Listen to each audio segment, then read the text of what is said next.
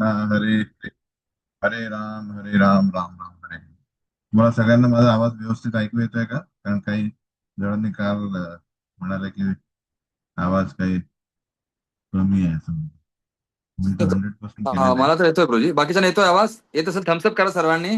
हा. ठीक आहे. चालेल चालेल चालेल. ओके, यस प्रभूजी, सगळ्यांना येतोय. ओके चालेल. तर काल आपण जे जे काही चर्चा केली त्याच्यात थोडाफार रिव्हिजन घेऊया. तर फर्स्ट थिंग आपण बघितलं व्यासपूजेचं महत्व. व्यासपूजा म्हणजे काय? तर आपण बघितलं की व्यासदेव जे आहेत हे सर्व गुरु शिष्य परंपरेचे मेन श्रीकृष्णांचे प्रतिनिधी म्हणून लिटररी इन्कार्नेशन म्हणजे साहित्य अवतार म्हणून आलेले आहेत. त्यांनी त्यांचा मेन उद्देश काय आहे की या भौतिक जगातील बद्ध जीवांना शुद्ध भक्तिमय सेवा याचा हा मार्ग देणे. आणि त्या देवादेवांच्या गुरु शिष्य परंपरेमध्ये येणाऱ्या प्रत्येक गुरूंना आपण व्यास म्हणून संबोधित करतो. आणि म्हणून त्यांच्या प्राकट्या दिनी त्यांचा सत्कार आणि त्यांना आपण ऑफरिंग देतो आणि तो साजरा करतो. त्याला म्हणतात व्यास पूजा. हे आपण मागे बघितलं का? ठीक आहे नाही? तर हे तर व्यास पूजा याचा अर्थ आहे की त्या दिवशी सर्व भक्तांनी त्या गुरूंना वंदन करून त्यांना ग्रॅटिट्यूड अर्पण करणे, कृतज्ञता अर्पण करणे की कशा प्रकारे तुम्ही एक माध्यम आहे की जेणेकरून आपला आणि कृष्णाशी संबंध प्रस्थापित करून घेण्यासाठी गुरूंशिवाय कुठलाही मार्ग नाही. ठीक आहे ना? अशा प्रकारे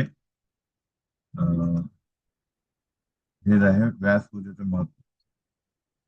आपण बघितलं की व्यासपूजा जेव्हा आपण साजरी करतो तेव्हा गुरु हे श्रीकृष्णाचे प्रतिनिधी आहेत. आणि कशा प्रकारे आपण डायरेक्टली कृष्णांना प्रसन्न करू शकत नाही आपल्या सेवेने. म्हणून कृष्ण आपली परीक्षा घेतात इन द सेन्स की कशा प्रकारे आपण गुरूंना प्रसन्न करतोय त्यावरून आपण भगवंतांना प्रसन्न करतो आहोत की नाही हे कळेल. म्हणून आपण म्हणतो की यस्य प्रसादात भगवत प्रसाद. यस्य इथे म्हणजे कोण आहे? गुरूंचा प्रसाद म्हणजे त्यांची प्रसन्नता म्हणजेच कृष्णाची प्रसन्न झाली असं म्हणतात. पण गुरूंना प्रसन्न नाही केलं तर कृष्णही प्रसन्न होऊ शकत. तो एकमेव मार्ग आहे. आणि आपण बघतो की गुरु परंपरेचं महत्व आपण काल बघितलं. काय परंपरेचं महत्व आहे? खूप महत्वाचं की जो संदेश आहे कृष्णापासून येतोय, व्यासदेवांनी लिहिला भागवतम आणि सर्व जे आध्यात्मिक ज्ञान हे गुरु शिष्य परंपरेमुळे जे गुरु त्यांचा शिष्य त्यांचे शिष्य अशा प्रकारे ही जी गुरु शिष्य परंपरा यात ते आध्यात्मिक जे फळ आहे म्हणजे ज्ञानमय कल्पवृक्षाचं जे परिपक्व फळ आहे ते जसं आहे तसं हे हँडेड ओव्हर करून खालपर्यंत येत आहे. तर त्याच्यावर आपण बघितलंय की उदाहरण काय बघितलं आपण? पोस्टमन जो असतो तो सरकारी कार्य करतो जसा आहे तसा मेसेज तो आहे किंवा मनी ऑर्डर जे आहे तसंच तो तेवढंच देतो. त्यातला कुठलाही वगळत नाही, त्यात काही भर घालत नाही आणि त्यात काही आपले काय म्हणतात त्याला मॅनिप्युलेशन करत. हा एक खूप महत्वाचा मुद्दा आहे. तर जसं उदाहरणार्थ एकदा कुठल्या तरी एका संप्रदायांमधनं एक प्रभुपादांना भेटले आणि त्यांनी सांगितलं की अरे तुमची भगवद्गीता जी आहे त्यात बरेचदा आम्ही बघतो की बलदेव विद्याभूषण किंवा विश्वनाथ चक्र ठाकूर यांच्याही तात्पर्याची थोडीफार हे दिसते, काय म्हणते दिसते, साम्यता दिसते. तर प्रभुपाद म्हणते धन्यवाद. हेच माझं म्हणजे हे तुम्हाला दिसलं त्यामुळे मी तुमचा आभारी आहे. कारण म्हणजे ही माझी प्रशंसा आहे, प्रशंसा आहे. कारण मी जे काय त्यांनी दिलं तेच देतोय. कुठल्याच प्रकारे त्यात भेसळ करत नाही, कुठलं काही नवीन नाही देत आहे. तर यावर आता हे आहे गुरु शिष्य परंपरेचं महत्व. अलग लक्षात की जसा आहे तसा तो मेसेज येतोय, फिल्टर होऊन होत नाही. 100% तसा तसा येतोय. हे बघितलं आपण. आणि तर गुरु शिष्य परंपरेमध्ये जो शिष्य आहे तो आता काही कालांतर गुरु झाला, तोही जसं उदाहरणार्थ एकदा जुहूमध्ये प्रभुपादांची अ, गुरुपूजा चालली होती. साक्षात गुरु प्रभुपाद बसले आणि गुरुपूजा चाललेली आहे. आणि त्यांचे एक मित्र होते पटेल, डॉक्टर पटेल. ते म्हणाले, मित्राप्रमाणे आहेत पण असे शुद्ध भक्त नव्हते, पहिले नंतर झाले. तेवढा रे स्वामीजी, मी बघतो की तुमची तर एकदम भगवंतासारखी डायरेक्ट पूजा होते, आहे की नाही? थोडं हो. आणि मी ती तशीच माझ्या गुरूंना काय करतोय, अर्पण करतोय. आणि माझे गुरु त्यांच्या गुरूंना, त्यांचे गुरु त्यांचे गुरु. आणि अशा प्रकारे ही जी आहे ही सगळी जी प्रेज आहे, म्हणजे जी आरती आहे, जी पूजा आहे, ही कृष्णापर्यंत पोहोचते. कुठल्याच गुरु शिष्य परंपरेमध्ये प्रत्येक गुरु काय करतोय, हे सगळं जे आहे प्रशंसा किंवा ग्लोरिफिकेशन, हे सगळं काय करतोय, हे त्यांच्या गुरु शिष्य परंपरेने हे कृष्णाकडे देतात. तर हे खूप महत्वाचं आहे. कुठलं श्रेय जे आहे ते स्वतः घेत नाही, ते कोणाला देतात, आपल्या वरिष्ठांना.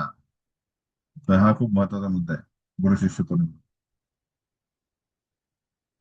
त्यानंतर आपण बघितलं श्री गुरूंचे जीवन आणि योगदान. तर गुरु आपण बघितलं बरेचदा की, म्हणजे बरेच श्लोका बघितले कशा प्रकारे गुरूंचे गुरु होण्यासाठी पात्रता आणि त्यांच्यातले गुण आवश्यक आहे की त्यांना स्वतः ते एक ब्रह्मनिष्ठ हवे. ब्रह्मनिष्ठ म्हणजे इधर इकडे काय आहे, भक्तिमय सेवा स्वतः प्रात्यक्षिक करून एव्हरीडे रेग्युलरली करणे, भगवंतांमध्ये अढळ श्रद्धा हवी. आणि त्याचबरोबर सर्व शास्त्रांमध्ये काय पाहिजे, निष्णात, त्यांना सगळं शास्त्राचा मर्म कळायला पाहिजे. सगळ्या कुठल्याही विषयांवर शास्त्रांच्या आधारावर व्यक्तीला संतुष्ट करणारे उत्तर देण्यासाठी ते काय पाहिजे, परिपूर्ण हवेत. त्यानंतर आपण बघितलं की त्यांचं जीवन हे कुठल्याच प्रकारे स्वार्थ नाहीये, तर परोपकार. लोकांच्या जीवनामध्ये श्रीकृष्णांचा कसा काय समावेश होऊ शकतो, हेच एकमेव त्यांचं ध्येय आहे जीवनाचं. त्यांचं योगदान काय आहे, आपण उदाहरण घेतलं की एखादा पिता आहे, त्याचे दोन मुलं आहेत, तर जो हुशार मुलगा आहे तो आपल्या पित्याचा प्रोजेक्ट चालवायला आपलं जीवन समर्पित करतो. त्याच प्रकारे गुरु जो आहे तो आपल्या गुरु शिष्य परंपरेमध्ये आलेला जो प्रोजेक्ट आहे, इन द सेन्स कृष्ण प्रचार, तो त्याच्यासाठी जीवन देतो. त्यांचं हे जीवन, हे योगदान आहे. त्यासाठी ते बद्ध जीवांना, म्हणजे जे शिष्य पत्करणं म्हणजे काय, की त्यांना श्रीकृष्ण या गुरु शिष्य परंपरेशी जोडणे. तर गुरु हा जेव्हा शिष्य पत्करतो तेव्हा काय होत आहे, तो त्या व्यक्तीचे पूर्वीचे सर्व पापकर्म नष्ट करतोय आणि त्याला एक क्लीन स्लेट देतात. तर कृष्ण जे आहे ते त्या गुरूंच्या माध्यमातून त्याला एक नवीन संधी देतात आहे की या इनिशिएशन नंतर काय होत आहे, तुम्हाला संपूर्णपणे आपलं जीवन हे गुरूंच्या आदेशानुसार भक्तिमय सेवेमध्ये संलग्न करायचं आहे. त्यानुसार तुम्हाला कुठल्याही प्रकारे पुनर्जीवन मिळण्यासारखं कुठले पाप आणि पुण्य याचा कुठल्याही प्रकारे काय रिॲक्शन मिळणार नाही. तर बहुतांश जे आपल्या जीवनामध्ये जेव्हा आपण शिष्य पत्करतो गुरूंचं, तेव्हा आपण एकनिष्ठ असायला पाहिजे, तयार असायला पाहिजे की यानंतर मी कुठल्याच प्रकारे भौतिकतेमध्ये फसणार नाही. तर तेव्हा काय मिळत आहे, जसं एखादा इलेक्ट्रिसिटी ट्रान्सफॉर्म होण्यासाठी किंवा चुंबक जे आहे, लोखंड आणि चुंबक आहे, तर लोखंड चुंबकाकडे आकर्षित होण्यासाठी एक सर्वात आवश्यक गोष्ट काय आहे, की तो जो लोखंड आहे ते गंजेल नसतात, है ना. गंज असेल, रस्ट झाला असेल तर काय, ते आकर्षित होणार नाही. कारण मध्ये काय आलेलं आहे, ते चुंबकाला न अट्रॅक्टिव्ह करण्यासारखं आहे. तर त्याच प्रकारे जो शिष्य आहे त्याच्यातील ती जी अहंकार भाव आहे किंवा अनर्थ आहेत, हे जे आहे, किंवा अनर्थ अहंकार भाव इन द सेन्स की आपण भगवंतांना सोडून इकडे आलेलो आहे, कोणाचं कोणाचं शिष्यत्व पत्करणं आहे, मला आपल्याला स्वतःला भगवान बनायचंय. तर यावेळेस आपण कोणाला समर्पित होणे हा जो प्रकार आहे, हा एक नवीन आहे लोकांना, की कोणाला हे की नाही, सगळ्यांना सगळ्यांना वाटतं की मी काय बोलेल ते सगळ्यांनी ऐकायला पाहिजे. पण आपण कोणाच्या आदेशावर पालन करण्यासाठी रेडी नसतो. इव्हन बॉसला पण आपण मनाने शिव्या देतो. त्याचे दास होण्याचा हा भाव आहे, हा कमी आहे लोकांमध्ये, भौतिकतेमध्ये. तर जेव्हा आपण शिष्यत्व स्वीकारतो तेव्हा हा जो अहंकार भाव सोडणे आणि जेव्हा गुरु स्वीकारण्यासाठी इच्छा म्हणजे काय झालेलं आहे, की तो गंज निघालेला आहे. गंज निघाला म्हणजे काय होईल?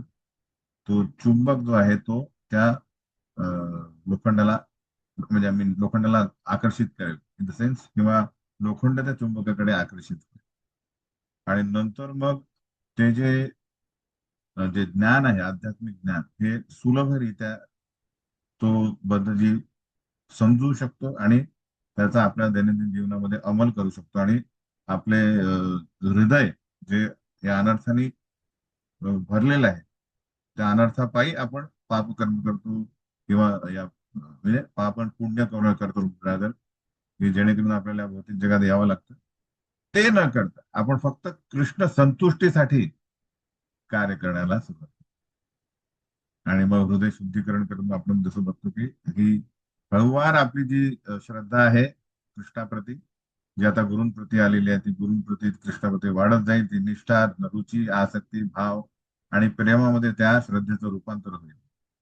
तर हे जे आहे हे गुरूंचं जीवन आणि योगदान आहे, की कशा प्रकारे या शिष्याचा अहंकार दमन करायचा, नष्ट करणे, आणि त्याची सगळी एनर्जी जी आहे ती कशा प्रकारे, त्याचे जे टॅलेंट्स आहेत, त्याची जी ऑक्युपेशनल ड्युटी आहे ती कशी काय, तो यज्ञार्थात कर्मणोन्यत्र लोकोयम कर्म बंधना, जर ती यज्ञासाठी नाही, कृष्ण संतुष्टीसाठी यूज केली नाही, तर प्रत्येक कार्य त्याला काय होईल, हे बंधनकारक होईल. म्हणून ते कशा प्रकारे सगळ्यांना भक्तिमय सेवेमध्ये लावणे हे त्यांचं जीवन आहे आणि त्यांचं योगदान असतं. हे झालं. आणि आज आपण आता म्हणजे गुरु सेवा आणि गुरु शिष्य संबंधाच्या त्यावर जास्त चर्चा करू. दोन जे मुद्दे राहिले, गुरु सेवा, तर आपण त्यावर थोडंफार बोललो होतो, कसं की तद्विधी प्रणिपातेन परिकृष्ण सेवया उपदेक्षित ते ज्ञानेन तत्वदर्शनम. तर हे तीन जे गोष्टी आहेत, तीन, परिकृष्णेन, प्रणिपात आणि सेवया, या तिन्ही गोष्टी खूप इम्पॉर्टंट आहे. हे संपूर्ण ज्ञान भगवंतांकडून, आय मीन गुरूंकडनं प्राप्त होण्यासाठी. आणि आपली जी मनोवृत्ती आहे ती तर सर्वात आवश्यक आहे. मनोवृत्ती ही कपट वृत्ती नको, ही कशी पाहिजे, नम्रता, संपूर्णता, दास भाव असणे आवश्यक आहे.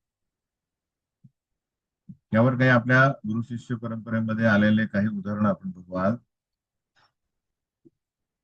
आपल्या आचार्य गुरु शिष्य परंपरेमध्ये एक आचार्य येतात, नरोत्तम दास ठाकूर.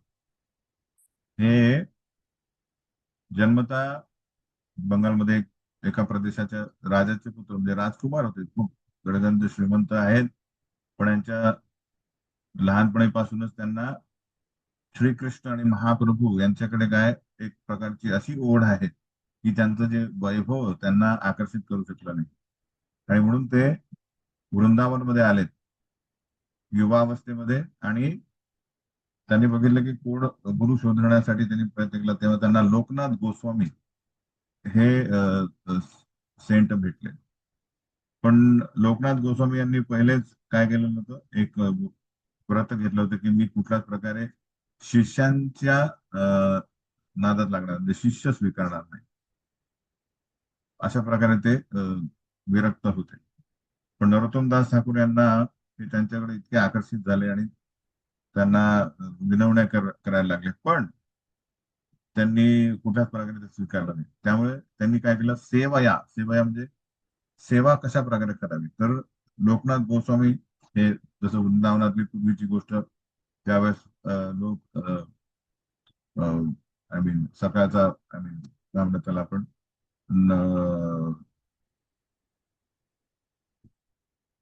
आणि काय म्हणतात पडसा काय जायला काय करत होतो, जंगलात जायचे इन द सेन्स बाहेर जायचे जंगलात. तर जिथे लोकनाथ गोस्वामी जायचे तिथे नरोत्तम दास ठाकूर राजकुमार असताना ते तो जो परिसर होता तो स्वतः स्वच्छ करायचा, जेणेकरून गुरु त्यांचे जे आहेत ते नेक्स्ट नेक्स्ट दिवशी येतील तर त्यांना तो परिसर स्वच्छ दिसेल. आणि आश्चर्याची गोष्ट म्हणजे लोकनाथ गोस्वामींनी पण बघितलं की अरे हा परिसर हा एवढा स्वच्छ कसा दिसतो. 1 वर्ष झालं, 1 वर्षापर्यंत हा त्यांनी बघितलं. हळूवारपणे त्यांना शंका आली की कोणीतरी काहीतरी करत असेल, म्हणून ते एक दिवस लवकर आले आणि बघता येतं तर काय करतात ते नरोत्तम दास ठाकूर हे आपल्या हाताने तो परिसर स्वच्छ करतात आहे, त्यात माती टाकतात आहे, पाणी जमिनीचं पाणी टाकून सारून ठेवतात आहे. तेव्हा लोकनाथ गोस्वामी यांचं हृदय हे या नरोत्तम दास ठाकूर प्रती एवढं आकर्षित झालं आणि त्यांनी आपला व्रत तोडून नरोत्तम दास ठाकूर यांना आपला एकमेव शिष्य बनवला. तर हा एक गुण दिसतो, आपण बघतोय की गुरु शिष्य संबंध. तर ही गुरूंच्या सेवेसाठी अं, कुठल्याच प्रकारचा त्रास वगैरे हे लक्षात नाहीये. त्याला स्वतः जसं आपलं शरीर आहे, आपल्या शरीरासाठी सेवा करायला आपला कुठला त्रास नसतो. त्याही पेक्षा जास्त आपल्याला जे प्रिय आहेत त्यांची सेवा करण्यासाठी आपण जे काय मनापासून करतो. तर हे जे प्रेम जोपर्यंत प्रकट होणार नाही तोपर्यंत श्रीकृष्ण याचा प्रसाद तेच प्रसन्न होणार नाही. जसे आपण बघतो की जसा घरात 3-4 मुलं असतात, ते तर पिताश्री आले तर म्हणतात, अरे मला पाणी दे, मला तहान लागली. थोडा रे काय तर तू म्हणजे नाक मुरडत तो पाणी आणून देतो, एक असू शकतो. दुसरा थोडं आणलं तर ठीक आहे, बोलवलं म्हणून ठीक आहे, पप्पा आहे आपले तर म्हणून पाणी देतात. तिसरा जो आहे तो त्याला सांगावं लागत नाही, तो काय करतो तो जसं गाडी आली तशीच तो पाणी घेऊन येतो, पप्पा हे पाणी घ्या. आणि चौथा जो आहे तो अजून की बेसिकली पप्पा येण्याच्या आधी सगळं व्यवस्थित करतो आणि पाणी पिणे सगळं रेडी करतो, मसाज करतो वगैरे. इनफॅक्ट म्हणायचा उद्देश असा की विविध प्रकारचे शिष्य असू शकतात, पण बेस्ट गुरु शिष्य मध्ये काय राहणार आहे, एक प्रकारचा प्रेम संबंध, आत्मीयता अशी राहील की ती तो जे एक विशिष्ट प्रेम निर्माण होईल. जसं अर्जुन आणि द्रोणाचार्यांमध्ये होतं. तर द्रोणाचार्य एकदा सर्व शिक्षा दिल्यानंतर सगळ्यांना टेस्ट करतात, परीक्षा घेतात, चला. तर पांडव आणि कौरव हे सगळे गंगेच्या गंगेत स्नान करायला जातात तेव्हा द्रोणाचार्य बघतात की एक मगर जी आहे ती समोर आहे. आता द्रोणाचार्य हे मगरीपासून आरामात निघू शकतात. तर जेव्हा मगर त्यांचा पाय पकडतात तेव्हा ते काय म्हणतात, वाचवा वाचवा. तर सगळे जे आजूबाजूला त्यांचे कौरव वगैरे शिष्य आहेत ते पळून जातात, म्हणजे काय करू काय नाही काय करू समजत नाही त्यांना. अर्जुन हा फटाकसे आपला काय घेतो, धनुष्य घेतो आणि त्या मगरीला मारून टाकतो. तेव्हा द्रोणाचार्यांना माहित होतं की बेसिकली आपले जे ज्ञान आहे ते कसं यूज करावं, कधी होतं, ही जी तत्परता जी आहे अशा व्यक्तींकडे आहे, ती त्यांच्याकडे त्यांचं प्रेम अजून आकर्षित झालेलं आहे. तर तर या शिष्यांकडनं म्हणजे अपेक्षित असं आहे की कशा प्रकारे, काल जसं म्हटलं आपण, फॅशन म्हणून गुरु स्वीकारणे नाहीये, ही अति आवश्यक जी बाब आहे आपल्या जीवनामधली की गुरु हा आपल्या भवसागर पार करण्यासाठी आपल्याला कर्णधारासारखे आहेत आणि त्यांच्याशिवाय आपली काही गत्यंतर नाहीये. अशा ज्या भावनेमध्ये आपण जेव्हा गुरु स्वीकारू तेव्हा ते जे आध्यात्मिक तत्वज्ञान जे जे आपोआप उलगडू शकतं अशा प्रकारे. आणि आज आपण बघूया की कसं आपल्या गुरु शिष्य परंपरेमध्ये जास्त दूर न जाता 2 उदाहरणं घेऊ की जनरली आता इस्कॉन मध्ये जे 50 वर्ष झाले, 50-60 वर्ष होतात आहे, त्यात गुरु शिष्य परंपरेमध्ये अ, ज्ञानाअभावी शिष्यांचे काहीतरी काही हे पण असू शकतात, काय म्हणतात त्याला, हम्म, अ, काय म्हणतात त्याला, काय म्हणू, की अशा प्रकारे त्यांच्या अपेक्षा की ज्या व्हॅलिड नाही आहेत. उदाहरणार्थ की अरे गुरूंनी मला कसं काय सगळ्यांसमोर मला खडसावून कसे बोलू शकतात किंवा झापू कसे शकतात. उदाहरणार्थ तर उदाहरण देतो की एकदा राधा गोविंद महाराज हे खूप वरिष्ठ प्रभुपादांचे शिष्य आहेत. त्यांचे ते गावागावामध्ये प्रचार करायचे ओडिसामध्ये. तर एक एक युवा येतो त्याच्या पिता सोबत आणि म्हणतो की म्हणतो अरे आम्ही त्यांचे पण शिष्य होते.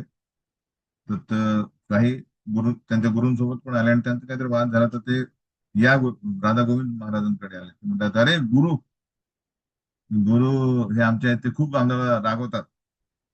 जसं ते आता त्यांची जी भाषा बंगाली भाषा म्हणते तर अरे गुरु. तर तो शिष्य एवढा रागावला होता की तो म्हणतो गुरु आहे तर म्हणून काय झालं माझ्या डोक्यावर बसेल का असं म्हणतो. तर राधा गोविंद महाराज असं म्हणतात अरे गुरु नाही बैठेगा तर और कोण बैठेगा. म्हणण्याचा अर्थ की तुम्ही गुरु स्वीकारला याचा अर्थ की तुम्ही आपलं म्हणजे त्यांना श्रेष्ठ स्थान दिलेलं आहे आपल्या जीवनामध्ये की मला मार्गदर्शन करा. मार्गदर्शन करा म्हणजे मग मला आता जसं पिता हा म्हणेल की ठीक आहे पप्पा मला सायकल पाहिजे हे घे सायकल घ्यायची बाईक पाहिजे हे घे सिगरेट पाहिजे तर काय देतील पप्पा एक कानाखाली देतील हे की नाही की तुला काय लागेल सायकल लागते बाईक लागेल हे सगळं आवश्यक आहे. पण काय लागेल सिगरेट लागतील हे लागेल तर काय मिळेल मार्ग मिळेल. त्याच प्रकारे गुरु ही शिष्याला जेव्हा मार्गभ्रष्ट होताना बघेल तेव्हा काय करेल गुरु काय करतील त्याला खडसावून सांगतील हे की नाही.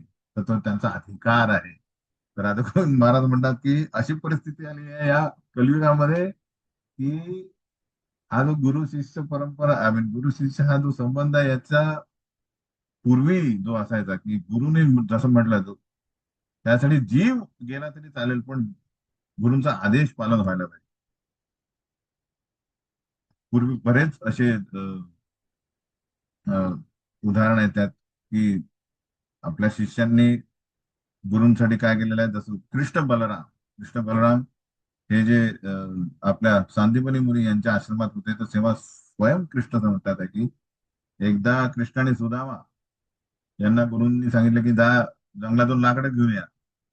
आणि ते गेले त्यांनी लाकडं गोळा केली पण काय झालेलं आहे पावसाळ्यात वादळ सुरू झालं सगळीकडे भयानक पाऊस सुरू झाला.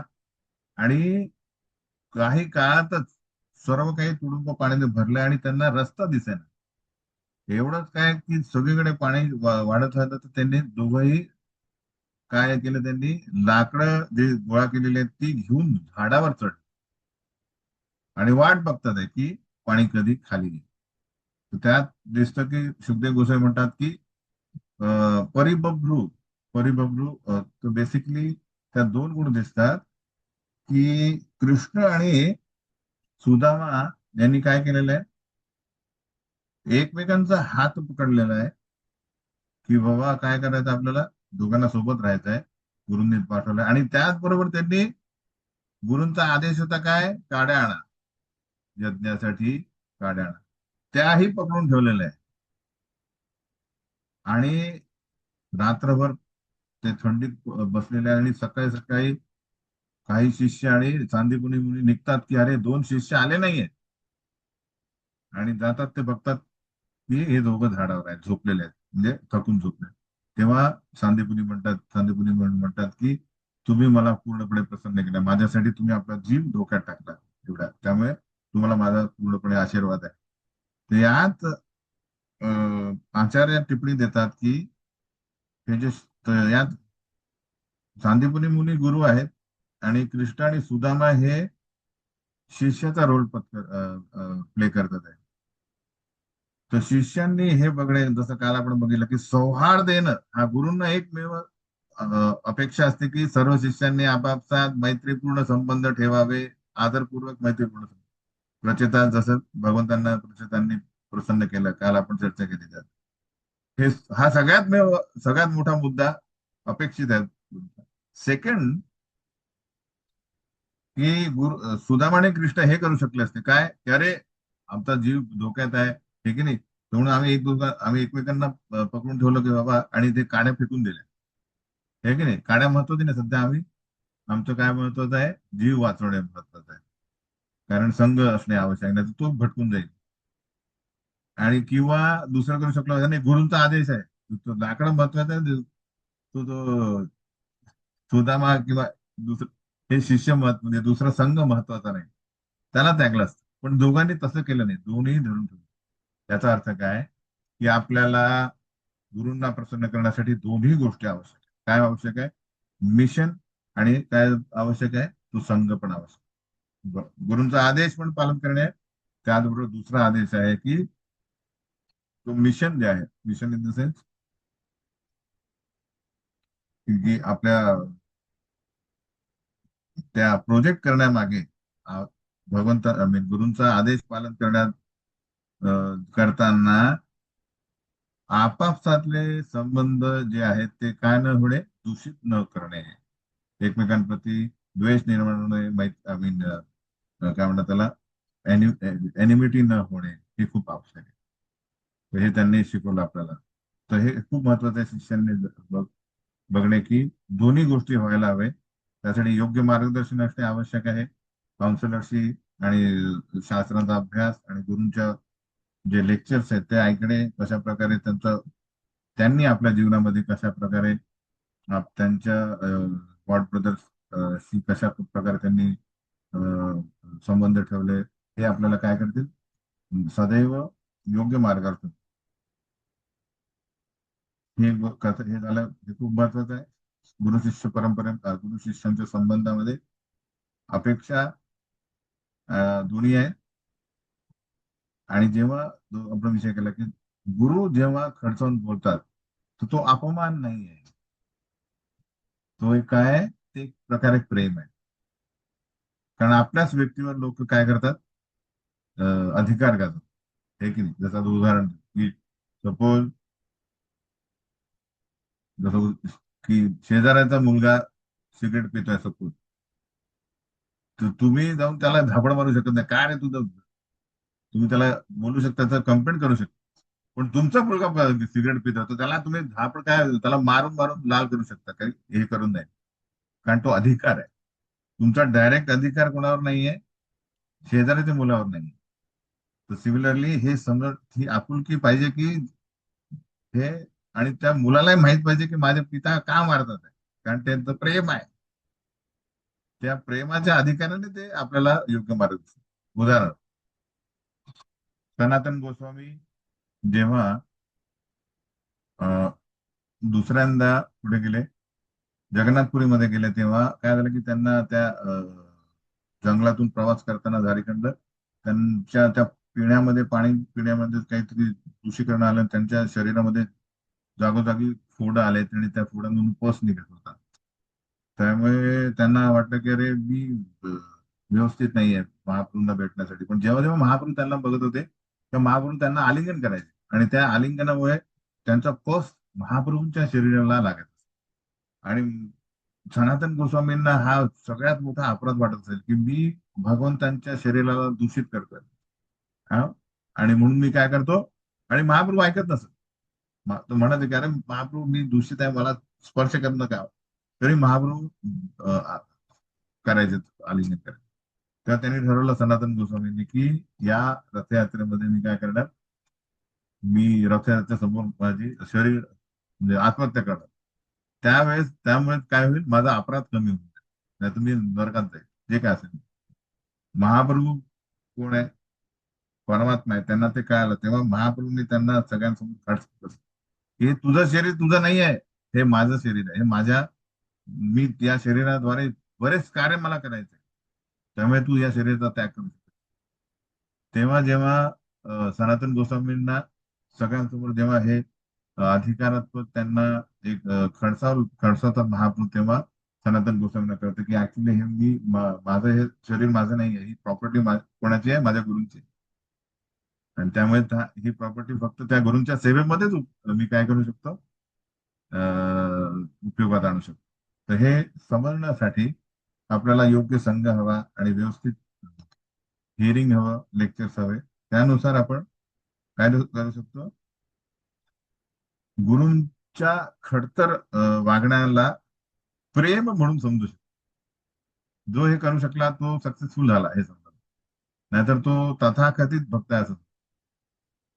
दुसरं उदाहरण बघूया, की आपल्या अपेक्षा असतात गुरूंकडनं, शिष्याच्या, की मला गुरूंनी अशा प्रकारे ही सेवा द्यावी, किंवा हा हे असं केलं तर मी त्वरित शुद्ध भक्त होईल. आणि गुरु एक्झॅक्टली अपोजिट सांगतात. हे कटवणारे मला, अरे मी नाही करू शकत, मला हे नाही जमणार. समजा उदाहरणार्थ सगळ्यांना वाटतं की अरे मी प्रचार करतो, किंवा प्रचार पण नाही, की जे काही जण म्हणतात चला मी ड्युटी वर्शिप करतो, तर त्याला म्हणतील अरे तू जा पुस्तक वितरण कर. तो अरे मी एक पुस्तक पण विकायला माझ्या जीव हे करतो, धगधगतो.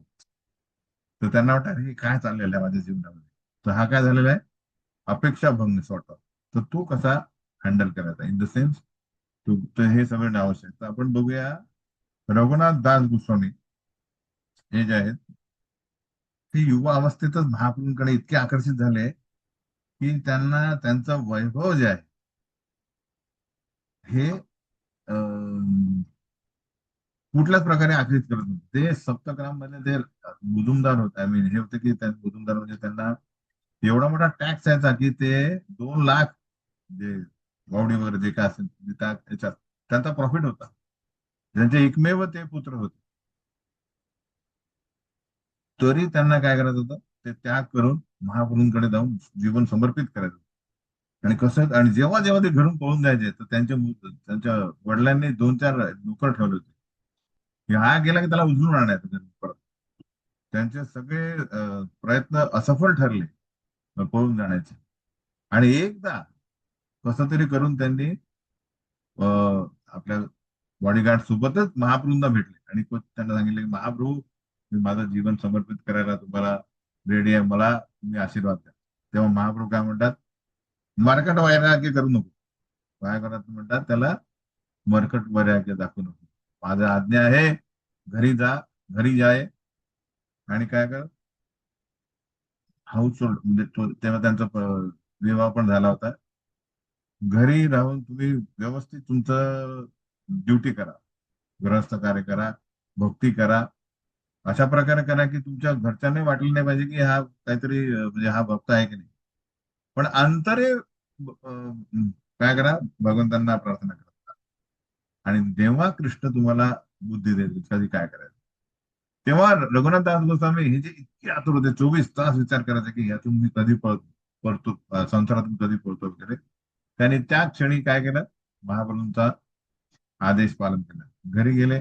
अशा प्रकारे राहायला लागले की त्यांच्या आई वडिलांना पण शॉक लागला की हाच रघुनाथ आहे का, व्यवस्थितपणे सगळा कारभार सांभाळायचे बसला. पण अंतरांमध्ये म्हणजे आंतरिक त्यांचं काय चाललं होतं, महाप्रभूंचं चिंतन चाललं होतं. आणि अचानक अशा काही वर्षानंतर त्यांना अशी संधी मिळाली की तेव्हा ते डायरेक्ट जगन्नाथपुरीला पळून गेले आणि महाप्रभूंनी. तर हा एक खूप महत्वाचा हे की फर्स्ट थिंग, की गुरूंचा खडतर वागणे असेल तरी ते प्रेम समजणे. आणि सेकंड आपण बघितलं इथे, की आपल्या इच्छेनुसारच आपल्याला सेवा मिळेल असं नाही. जसं आपण म्हणतो की गुरु जे आहे ते आपल्याला, आपण जसं सोनं आहे त्याच्यात इम्प्युरिटीज आहे, त्याला आग अग्नीमध्ये टाकलं तर काय होतं, सगळे इम्प्युरिटीज चालले तर त्यांनी सोनं चकाकतं, ऍक्च्युअल सोनं आहे. त्याचप्रमाणे आपल्याला कठीण परिस्थितीमध्ये टाकून आपला अहंकार जो ठेचला जाईल अशा प्रकारे आपल्याला सेवा मिळतात. तर तेव्हा ती स्वीकारावी आदेश म्हणून, आणि त्या आदेश पालनामध्येच त्या प्युरिफिकेशन प्रोसेस आहे, ती अग्नी आहे, त्यात आपण निरखून येऊ. त्यात शिष्य निरखून येतो आणि नंतर त्या गुरूंचा तो आशीर्वाद मिळतो त्यांना आणि कृष्ण प्रसाद मिळतो. पण ते आपल्याला तेव्हा समजलं नाही की अरे गुरु बहुतेक माझ्याकडे वैमनत्व आहे, मला ही सेवा नाही दिली, मला ती सेवा पाहिजे होती ही. तर तो तो प्युरिफिकेशन होणार नाही. तर ते आपल्या गुरु शिष्य परंपरांमध्ये नाहीये. आदेश, तर आता आपण बघू की आदेश. आता तिसरी गोष्ट, काही अशी भौतिक परिस्थिती असेल की गुरूंचा आदेश पालन सध्या आपण करू शकत नाही, तरीही, तर असं म्हणतात की आदेश पोस्टपोन होऊ शकतो पण निग्लेक्ट होऊ शकणार, म्हणजे तो निग्लेक्ट करायचा नाही. त्याच्याबद्दलचे हा आदेश कसा आम्ही पालन करू शकतो याच्यावरच जीवन चिंतन, आणि मग तो करायचा आहे. त्याबद्दल आपण बघू की आपले संस्थापकाचार्य श्रील प्रभुपाद हे जेव्हा 26 वर्षाचे होते तेव्हा त्यांचा विवाह झाला होता आणि त्यांना एक मुलगा पण होता. तेव्हा त्यांचे मित्र नरेंद्र मौलिक हे म्हणतात त्यांना की अरे अभय, अभय बाबू, अभय चल आपल्या एरियामध्ये काय आलेले खूप मोठे साधू आलेले भक्ती सिद्धांत सरस्वती ठाकूर, त्यांचा उलटा टंगामध्ये गोडिया मठ आहे, तिथे ते लेक्चर देतात आहे, चला आपण ऐकू चैतन्य.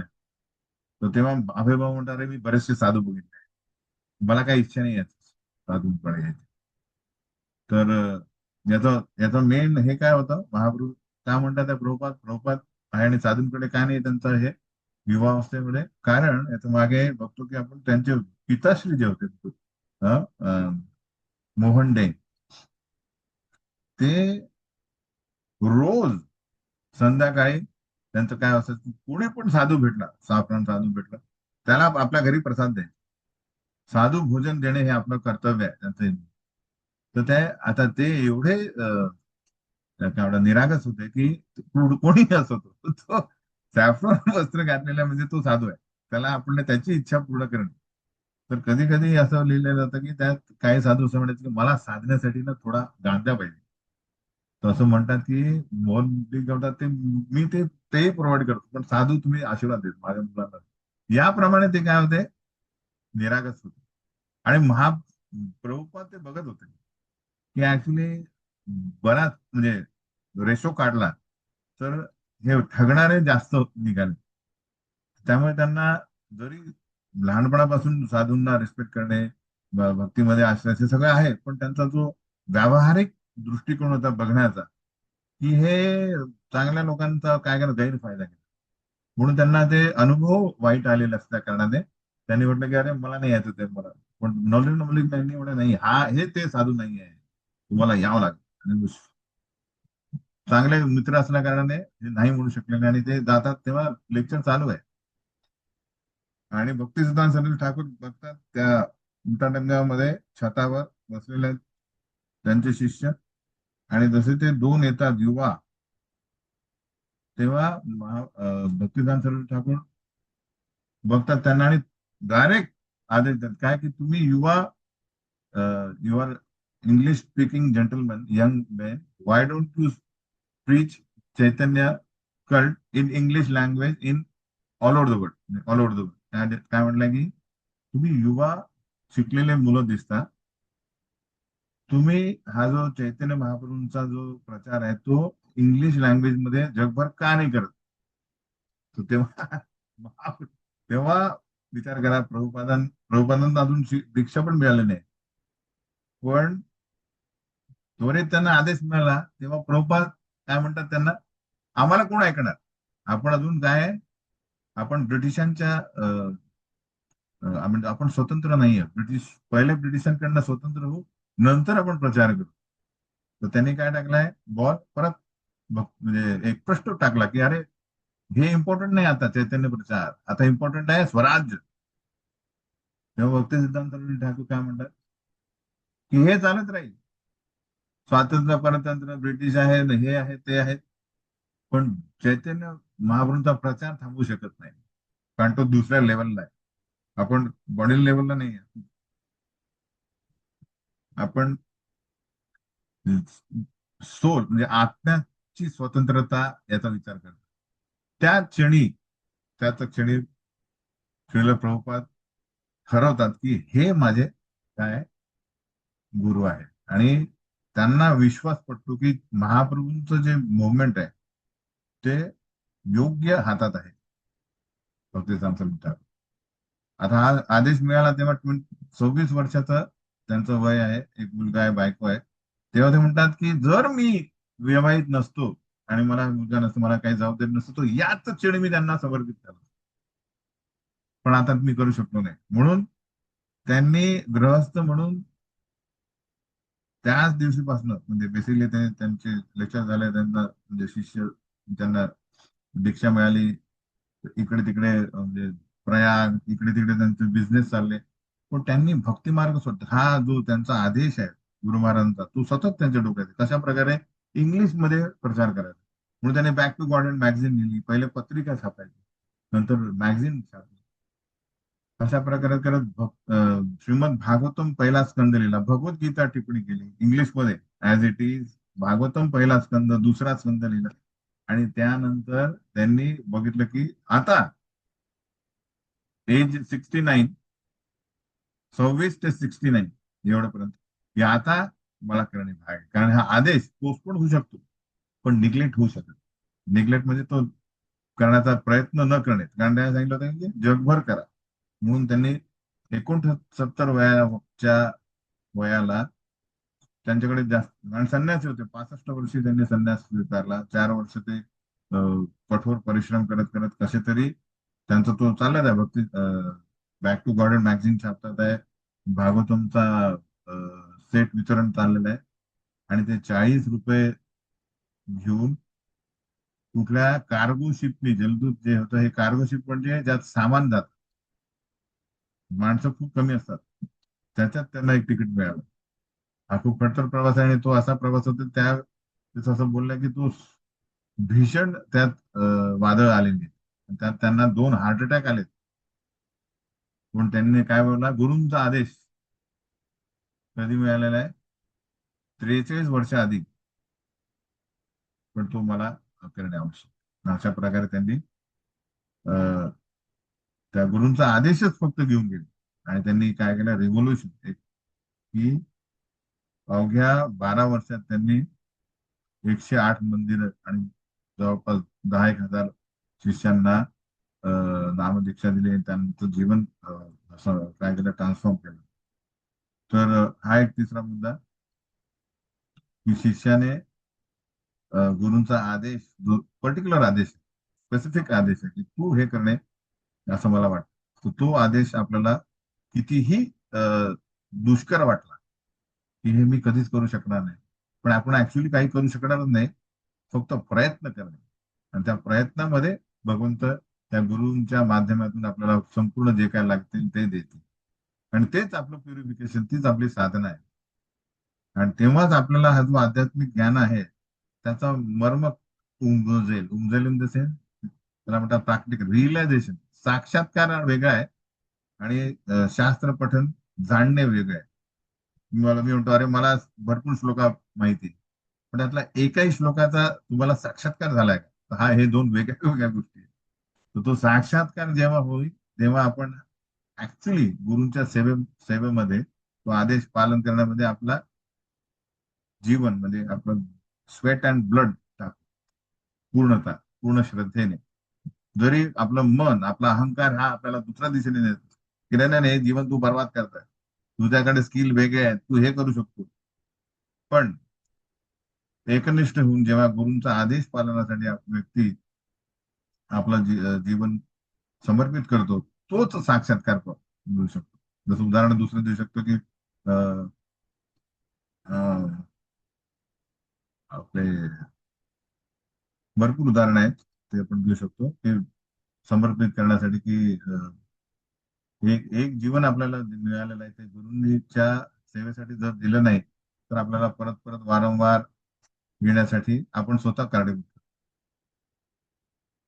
हे झालंय. तिसरं आपण बघितलं की गुरु शिष्य संबंधामध्ये काय काय अडथळे येऊ शकतात, आणि काय काय ते अडथळे जाण्यासाठी आपल्याला काय काय करणे आवश्यक, कुठल्या कुठल्या दृष्टिकोनाने आपण मार्ग शोधणे, कार्य करणे आवश्यक. तर आपण बघितलं की प्रभुपाद भक्तिसिद्धांत सरस्वती ठाकूर, नरोत्तम दास ठाकूर आणि श्री लोकनाथ गोस्वामी यांच्या बघितलं आपण. रघुनाथ दास गोस्वामी आणि महाप्रभू यांची संपर्क, ही आदेश आहे, पालन करा, आपोआप कृष्ण मदत करतील. सनातन गोस्वामी यांना महाप्रभूंनी खडसावलं, तेव्हा त्यांना कळालं की हो ऍक्च्युली महाप्रभू हे, आय मीन, मी स्वतः काहीच नाही, मी त्यांची प्रॉपर्टी आहे, मी स्वतंत्र नाही आहे. त्यामुळे माझा सर्व उपयोग त्यांच्या इच्छेसाठी व्हावा. द्रोणाचार्य अर्जुन याचं आपण बघितलं की कशाप्रमाणे गुरु नेहमी बघतात की कोण शिष्य आहे जो जास्त जबाबदारी स्वीकारू शकतो, त्याला जास्त प्रमाणे काय मिळतं, जास्त जबाबदार आहे आणि त्यामुळे तो जास्त काय म्हणतात त्याला प्रगत होण्याचे त्याचे चान्सेस जास्त आहेत. तसं तर ते ते आपल्यावर आहे. गुरु सगळ्यांसाठी समान आहे, पण समर्पित कोण आहे तो समोर येईल आणि तो स्वतः सिद्ध होतो. त्याला जास्त काय मिळतात, चान्सेस मिळतात. अशा प्रकारे लास्ट आपण विचार करू, एक कथा सांगतो की कशा प्रकारे एक अ, क्षण येईल, यायला नको पण येऊ शकतो. अ, तथाकथित प्रौढ आय मीन तथाकथित शिक्षण घेतलेले आपण लोक आहेत, सोबत पीएचडी आहे, कुणी जे काय असेल त्यांना वाटतं की मी खूप हुशार आहे. हं. आणि मला आता आध्यात्मिक ज्ञान पण मिळालेलं आहे, ठीक आहे नाही. तर आता असं होऊ शकतं की मी एकटा पण राहू शकतो, एकटा इन द सेन्स मी माझा स्वतंत्र होऊ शकतो आणि कशाला गरज आहे. पण हे अशक्य नाही. उदाहरण देतो. तर एक गुरु असतात, ते पेंटर असतात, पेंटिंग. आता प्रत्येक क्षेत्रात गुरु असू शकतात, आहे की नाही. तर पेंटिंगच्या क्षेत्रामध्ये त्यांचा हात कोणी पकडू शकत नाही. तर तेही कोणालाच शिष्य म्हणून स्वीकारत नाही. ते पहिले त्याचा कॅरेक्टर बघतात. ते खूप हुशार व्यक्ती असते, मुलगा असतो, तो म्हणतो गुरुजी मला स्वीकारा, मला तुमचा शिष्य व्हायचं. तो म्हणतो नाही, मला नको आहे, मी स्वीकारू शकत. तो म्हणतो मी काही पण करेल, मला असं नका करून, मला तुमच्याकडनं शिका. तो म्हणतो भरपूर आहेत मार्केटमध्ये, मी नाही स्वीकारणार. तर तो म्हणतो नाही नाही नाही, तो खूप विनवण्या करतो आणि तो ठीक आहे, त्याच्या विनवण्याने ते मान्य करतात आणि त्याला शिष्य बनवतो. आणि ऍक्च्युली तो खूप हुशार असतो. त्या सगळ्या शिष्यांमध्ये तो अग्रेसर होऊन तो इतका प्रगत होतो की त्याची ख्याती इतर राज्यांमध्ये फैलते की अरे, हा जो आहे ना XYZ, हा तो जस्ट बघूनच फर्स्ट क्लास त्याचं पेंटिंग काढत व्यक्तीचं. त्याची ख्याती इतकी वाढते गुरूंपेक्षा जास्त. आणि मग तो म्हणतो की काय म्हणतात की आता खूप झालं, तर मी काय करतो, माझी अकॅडमी चालू करतो. बेसिकली तो तो म्हणून तर मला खूप काय तर डिमांड्स येतात स्वतः. म्हणून तो काय करतो, गुरूंची आज्ञा घेतो आणि म्हणतो मी आता सेपरेट आहे, की आता मला परिपूर्ण सर्व ज्ञान आलेलं आहे. तर गुरु म्हणता ठीक आहे, हरे कृष्णा, तू जातो. तो बऱ्याच राज्यात फिरता फिरता फिरता त्या पूर्ण प्रदेशाचा राजा त्याला म्हणतो, राजापर्यंत जातो की हा खूप पॉवरफुल पेंटर आहे, तुम्ही तुमचं पोस्टर जे आहे, आय मीन पेंटिंग याच्याकडनं काढा. राजा म्हणतो त्याला बोलवण्यात यावं. त्याला त्याच्याकडे ते पालखी जाते, सगळ्या सोनं बिनं नाणे घेऊन त्याला घेऊन येतात. राजा म्हणतो की तुझी मी खूप ख्याती ऐकलेली आहे, तर तू लगेच बघितल्या क्षणी काय करतो, लोकांचं व्यवस्थित तसं तर हुबेहूब पेंटिंग काढतो. तर माझं काढावं, तू माझा वाढदिवस आहे आता एका महिन्याने, काय करायचं आहे, माझ्या वाढदिवसाच्या दिवशी मी नवीन ड्रेस घालणार आहे, त्यावेळेस तू माझं चित्र काढायचं, पेंटिंग काढायचं. तर तेव्हा याला माहित पडते का अरे गडबड झालेली आहे, मी याचं चित्र काढू शकत नाही. तर तो जसा पळाला पळतो, गुरूंकडे जातो, पळत पळत गुरुंना म्हणतो, गुरूंचे पाय पकडतो की मला क्षमा करा गुरुजी, गुरुदेव. आणि तो म्हणजे तो वैशिष्ट्य होतं की हा राजा असा असतो की त्याला समजा जे काही गोष्टी आवडल्या नसतील, तर तो म्हणतो मला आवडलं नाही तर तुला मी तुला फासावर लटकवण्यात येते. आणि समजा मला आवडलं तर तुला मी माझं अर्ध राज्य देईन, म्हणजे एवढा असा तो भयंकर असतो. तो हा पळत पळत जातो गुरुंचे पाय पकडतो की मला क्षमा करा, मी कमी विचार केला तुमचा की मी तुमच्यासमोर राहू शकतो, तुमच्या शिवाय राहू शकतो, मला मार्गदर्शन करा नाही तर माझे प्राण घेईल. गुरु पण म्हणतात की हा माझा शिष्य आहे, तुम्ही ठीक आहे, माफ करतो. काय झालं, म्हणतात की असं असं झालं, हा राजा जो आहे त्याचं मला पेंटिंग काढायचं आहे, पण प्रॉब्लेम असा आहे की तो एका डोळ्याने चकणा आहे. तर त्याचं पेंटिंग मी कसंही काढलं तरी काय होईल, हुबेहूब काढला तर तो चकणा दाखवला तर तो मला फासावर लटकवेल. तर काय करणार मी. तेव्हा गुरु म्हणतात की ठीक आहे, एक काम करू, की जा आणि त्याला काय करतात, त्याचा असं पेंटिंग काढ की त्याला सांग की तुम्ही शिकार करताना मी तुमचं पेंटिंग काढेल. आणि तेव्हा काय करा, त्याचा जो जो डोळा बेरका आहे, तो त्याला म्हणा तो बंद कर आणि असा तू फोटो काढ, असा पेंटिंग काढ. आणि तेव्हा त्याच्या जीवात जीव येतो की अरे गुरु तुम्ही माझं काय प्राण. तर बेसिकली आपण असं हे उदाहरण आहे की त्यात आपण म्हणतो की आम्ही कधीही अशी पोझिशन येईल की मला भक्त संघ नको, आता मला गुरूंचा आश्रय नको, आता मी परिपूर्ण झालेलो आहे, तर मी शुद्ध भक्त झालोय, असं समजा झालं की त्यालाच म्हणतात मायेच्या जाळ्यामध्ये फसणे. काय झालंय, असा विचार करणे म्हणजे त्या क्षणी आपण मायेच्या जाळ्यात फसलो. कधीही आपण स्वतंत्र मायेशी झुंज घेऊ शकत नाही. आपला सदैव गुरूंचा आश्रय हवा आणि सत्संग, आय मीन गुरु आपल्या भक्तांचा संघ हवा जो आपल्याला प्रोटेक्ट करू शकतो. तर हा एक खूप महत्वाचा मुद्दा आहे.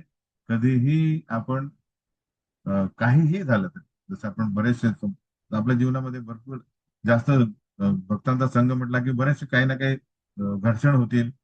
त्यात आपल्याला असं वाटेल की माझ्यासोबत इनजस्टिस झालाय, सो अँड सो फोर्थ. पण त्या सगळ्या गोष्टींना आपण काय करायला पाहिजे, अ, नेहमी गुरु साधू शास्त्र जे लेक्चर्स आपण ऐकतो, आपले जे आचार्य आहेत त्यांच्या लाईफ मध्ये जे आपण शिकलेलो आहे ते सदैव सदैव समोर ठेवून आपण निर्णय घेतले पाहिजे. आणि सदैव अहंकाराला आपण जसं म्हटलं काल, गुरूंना किंवा भगवंतांच्या भक्तांना भेटायला जायच्या आधी आपण काय करायला पाहिजे, अहंकार बाजूला सोडायला पाहिजे. जसं आपण घरात प्रवेश करतो तेव्हा शूज चपला बाहेर काढतो दाराच्या, आता काढतात की नाही माहित नाही, लोक चपला घालून घरी जातात, घरात घुसतात. शूज पण पूर्वी चपला बाहेर काढायचं, तसंच अहंकार सोडूनच आतमध्ये जायचं. त्यामुळे अपराध होणार नाही.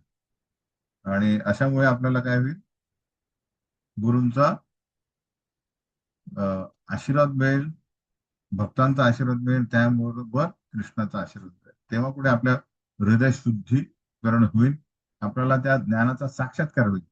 जोपर्यंत साक्षात्कार होणार नाही तोपर्यंत आपल्याला सुसुखम कर्तुम अभयम किंवा आनंदाम बुद्धिवर्धनम हे असं वाटेल की जसं एक म्हणजे शाब्दिक आहे, अनुभव कधी मिळणार नाही.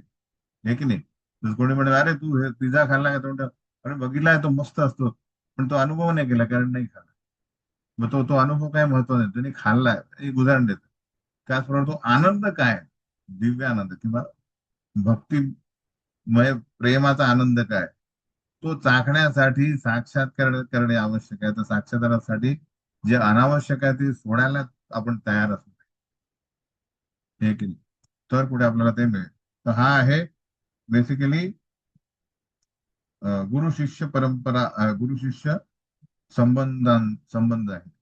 त्यात खूप महत्वाचे मुद्दे आपण बघितले. आणि तेच आहे गुरु सेवा. त्यांनी आपल्या हृदय शुद्धीकरण होईल आणि त्यात जे आपले कृष्ण प्रत्येकाच्या हृदयात आहेत, पण ते आता काय झालेलं आहे, अं, त्यांच्या अवतीभोवती आपण इतके अनर्थांची इच्छा भरलेल्या आहेत की ते दबलेले आहेत, ते दिसतच नाही. आपल्या असंख्य इच्छांनी ते झाकलेले आहेत. पण जेव्हा भक्तिमय क्रिया आपण करतो, गुरूंना प्रसन्न करतो, तेव्हा हे जे अनावश्यक इच्छा नष्ट होऊन ऍक्च्युली काय होईल, भक्ती ही जी भक्ती उत्पद्यते पुंसाम शोक मोह भयापह, यस्याम वै श्रूयमाणायाम कृष्णे परमपुरुषे भक्ती उत्पद्यते पुंसाम शोक मोह भयापह. हे शोक आणि मोह आणि भय हे तीन जे आहेत, हे शोक आपण पास्ट टेन्सचा करतो, काय झालं आपल्यासोबत, हे काय झालं मला त्याचा हे व्हायला नको. मोह हा आपल्याला कसा असतो की हे मला पाहिजे. आणि भय जे आपल्याला भविष्यात काय होईल हे व्हायला नको मग. त्या सगळे नष्ट होतील जेव्हा ते सगळे काय आहेत? पूर्वीच्या इच्छा, सत्याच्या इच्छा आणि भविष्यात आपल्याला हवंय त्या इच्छा, या सगळ्या इच्छांनी भक्ती झाकलेली आहे. पण जेव्हा आपण सेवा करतो, साधना करतो, तेव्हा हृदय शुद्धीकरणाने हे तिन्ही इच्छा जेव्हा नष्ट होतात, फक्त कृष्ण संतुष्टी ही आपली इच्छा असेल, तेव्हा भक्ती काय होते, स्प्राउट होते, इन द सेन्स प्राकटीकरण होईल. आणि तेव्हा या तिघांचे जे आपल्याला सदैव तीन गोष्टी लागतात, एक तर शोक मध्ये असतो किंवा मोहात असतो किंवा भयात असतो, आनंदात नसतो आपण. तो आनंदात होऊ जेव्हा अशा प्रकारे कार्य करू, गुरूंचा आशीर्वाद मिळवू, तेव्हा हे हृदय भक्तिमय होईल. तेव्हा कुठे आनंदाम बोधिवर्धनम म्हणजे सर्व भक्तिमय गोष्टी करण्यासाठी आपण आतुर. नाम जप, कीर्तन, प्रसाद, लेक्चर, यात्रा, या सगळ्या गोष्टी ज्या आहेत त्यासाठी आपल्याला काय होईल, आतुरता होईल. अरे मी कधी करतो कधी नाही. सेवा स्वतः, हे की नाही, असं आहे. हरे कृष्ण. तर आज आता 1 तास म्हणजे राहिलेला आहे, तर त्यात आपण प्रश्न उत्तर चर्चा करूया. आपण एवढं काही चर्चा केली काल आज, बरीचशी उदाहरणं बघितली. यात तुम्हाला काही शंका, डाऊट, काही समजलं नाहीये किंवा काही अतिरिक्त विचारायचं असेल तर तुम्ही मला विचारू शकता. हरे कृष्ण. संधी दिल्याबद्दल धन्यवाद. हरे कृष्णा. हरी भाऊ. तर कोणाला काही प्रश्न आहे का, मनात आपले प्रश्न असतील गुरुपूजेबद्दल, व्यासपूजेबद्दल, त्याचा अर्थ कोणाला समजला नसेल किंवा काही सांगायचं असेल तर आपण कळू शकतात. आपल्याकडे आहे, वेळ आहे.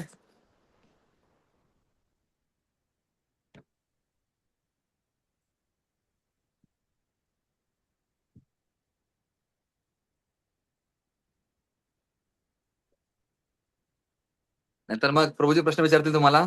हा. मी प्रश्न विचारायला मग गायब नका होऊ. इथे 54 जण आहेत. हळुवारपणे गायब नका होऊ. कोणाचा काही प्रश्न असेल तर विचारा. किंवा आपल्याला समजून पुन्हा जर काही कळालं नसेल तर आपण विचारू शकता.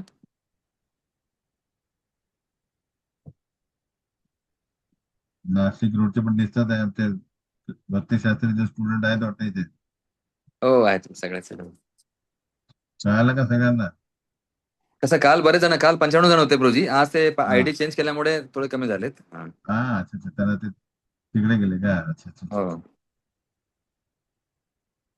त्यात काही प्रश्न थोडंसं कोणाचा नाही.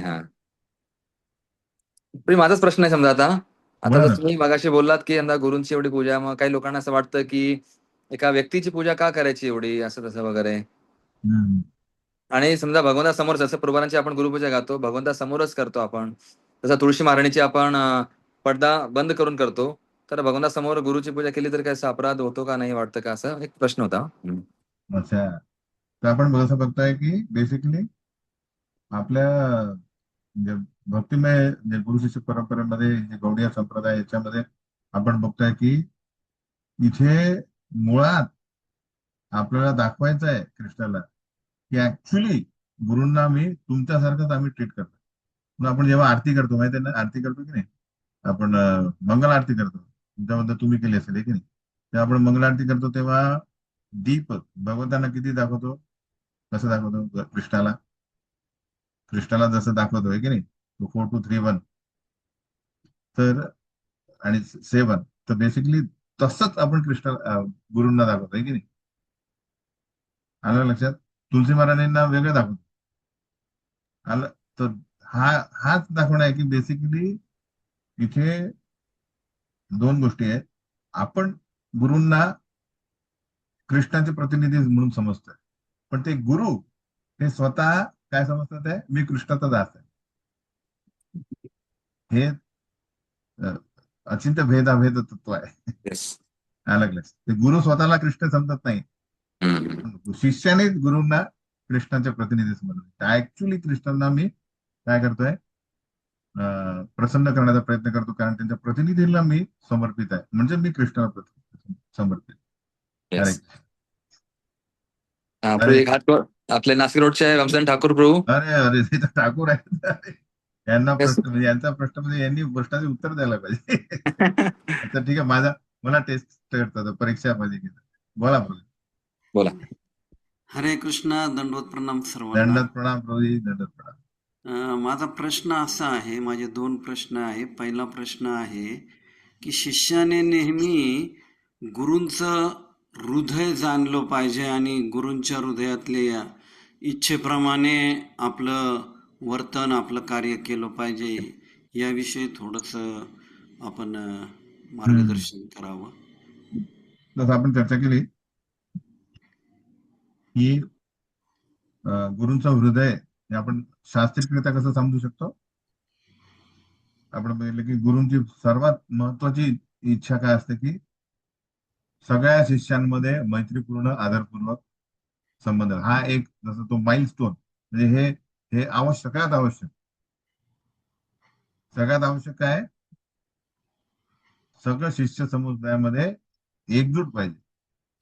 ते काड्या असतात ना, काड्यांचा बंच केला तर तो एक बालक दुःखात काय होतं, स्ट्रॉंग होतो. तसं ते ही त्यांची सगळ्यात पहिली इच्छा, जशी कृष्णाची इच्छा आहे ही सौहार्द येणं. भगवंत, जसं भगवंत प्रचोदाला म्हणतात की सगळ्यात जास्त मी तुमच्याशी प्रसन्न होईल तेव्हा तुम्ही एकत्र राहाल. पहिली गोष्ट. दुसरी गोष्ट, आता गुरूंचं हृदय जाणणे हे नवीन शिष्याला, ज्याला गुरूंशी जास्त संपर्क नसेल है ना दैनंदिन जीवनात, है ना, गुरु सिनियर सिनियर सिनियर आणि ज्युनियर असेल तर सिनियर लोकांना तर डायरेक्टच सांगतील ते की म्हणजे आपल्याला हे करायचं, माझी इच्छा आहे हे करणे, ठीक आहे, त्यांची इच्छा व्यक्त व्यक्त करणे. म्हणजे मिडल लेवल किंवा ज्युनियर लेवल आहे ज्यांना डायरेक्ट गुरूंशी संपर्क नाही आहे, फक्त गुरु नमस्कार आहे, दंडवत आहे, त्यांनी त्यांचे लेक्चर्स किंवा हे जे सिनियर्स आहेत त्यांच्याद्वारे त्यांची इच्छा जाणणे की अरे ऍक्च्युली गुरूंची इच्छा काय, जी सामूहिक सामूहिक इच्छा इन द सेन्स जनरल इच्छा ही झाली. वैयक्तिक इच्छा, आता तिसरा भाग आहे की मी स्वतः वैयक्तिक गुरूंना कसा प्रसन्न करू शकतो, हे सगळ्यांना इच्छा असते की नाही. Individually how can I please my guru Maharaj, what he likes to ask, you know, what he wants from me, हे त्यांना मला माझ्याकडनं दिसत आहे. आता हे या सद्य इस्कॉन परिस्थितीमध्ये हे खूप कठीण आहे सर्वांना वैयक्तिकरित्या जाणणे, हे ना. आय मीन गुरु म्हणजे आता ठीक आहे, ये तू, हा तू हे कर, तू हे कर, असं शक्य नाही. म्हणून अं, आपल्या गुरु शिष्य परंपरेमध्ये आयडिया काय देतात की जेव्हा जेव्हा आपले गुरु लेक्चर देतात तेव्हा जे जे काय रिपिटेशन्स असतात, म्हणजे त्यांचा एक बेसिक थीम आहे, त्यांची एक बेसिक थीम असते की हे तुम्ही करावं, हे तुम्ही करावं, ते हे तुम्ही करावं, म्हणजे हे ऍक्च्युली तुम्ही सगळ्यांना, म्हणजे हे मला पण म्हणतात आहे. त्यांची अपेक्षा जी समाजाला आहे किंवा सार्वजनिक आहे त्या अर्थी ती वैयक्तिक पण आहे, अशी समजून त्यांनी घेणे. जसं उदाहरण देतो फॉर इन्स्टन्स की आता बघा श्रील प्रभुपाद यांनी 10,000 लोकांना, म्हणजे मोस्ट प्रॉब्ली यांना दीक्षा दिली, पण सगळ्यांना वैयक्तिक दिली का की हो दिस इज युअर नेम इज दिस आणि हे तू कर, ही माझी इच्छा आहे की तू हे काम कर, ही सेवा कर. बरेच जणांना दिली असेल पण बहुतांश लोकांना त्यांनी पेपर लेटरने दिली दीक्षा, लेटरने ऍक्च्युली उदाहरण देतो की जसं निरंजन स्वामी महाराज यांची दीक्षा लेटरनी झाली, लेटरनी की नील from onward your name will be Niranjan Swami आणि निरंजन दास, जे काय असेल, म्हणजे निरंजन दास नंतर स्वामी म्हणजे तेच असेल, स्वामी महाराज म्हणजे दीक्षा हे संन्यासी नाम नंतर झालं. पण आता आपण बघू की कालांतराने त्यांनी त्या लेटरमध्ये जे दिलं असेल, त्यांनी लिहिलं की I expect you to follow your temple president, as it you will serve me if you follow all the orders of, म्हणजे तुम्ही तुमच्या टेम्पल प्रेसिडेंटचे जे ऑर्डर्स आहेत ते फॉलो करा, त्यानुसार मी काय होईल, मी प्रसन्न होईल. ही त्यांनी वैयक्तिक घेतली. डायरेक्ट भेटले का की अरे तू असं काम करतो, तुम्ही तू कीर्तन चांगलं करतो तर कीर्तन करा, अशी वैयक्तिक ऑर्डर झाली.